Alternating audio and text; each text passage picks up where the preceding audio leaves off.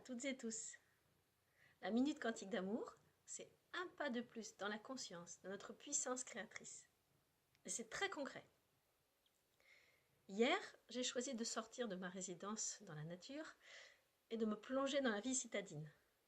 Souvent, quand je vais en ville, je vois des belles choses, bien sûr, et puis je vois aussi des choses qui vont me toucher particulièrement.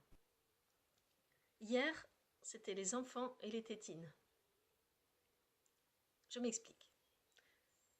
Pour un petit bébé, la meilleure des nourritures est bien sûr le lait maternel.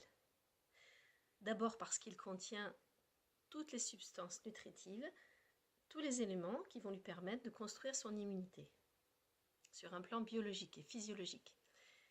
Et puis sur un plan plus émotionnel, sur un plan affectif, en étant dans le pot à pot avec maman, en sentant son odeur, il va pouvoir construire sa sécurité affective, émotionnelle.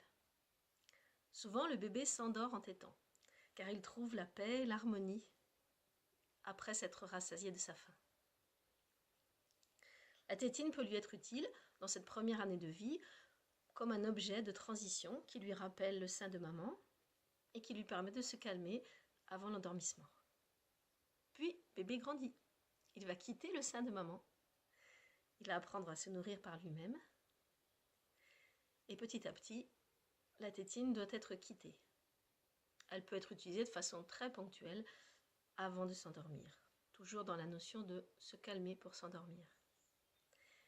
Et qu'est-ce que j'ai vu partout hier, à plusieurs reprises, dans les magasins, dans les rues?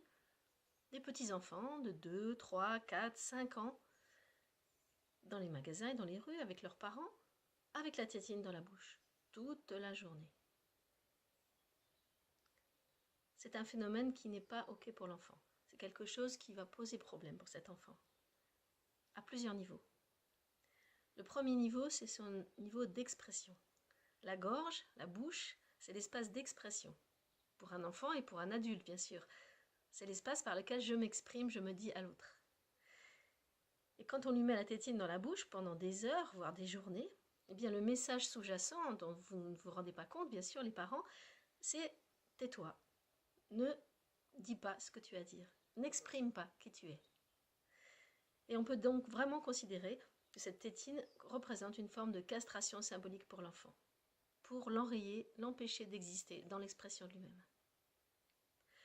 Le deuxième élément très important, c'est qu'il va développer un besoin d'avoir quelque chose dans la bouche de façon permanente et que cela va préparer le terrain éventuellement pour des addictions plus tard. Addiction à la nourriture, addiction à la cigarette ou addiction à des éléments plus dangereux comme les drogues. Parce que tout simplement, dans son expérience initiale, en fait, l'oralité, ce qu'on appelle l'oralité, c'est-à-dire ce contact de la bouche avec un objet, qui était le sein de maman, était relié à l'amour maternel, était relié à la sécurité.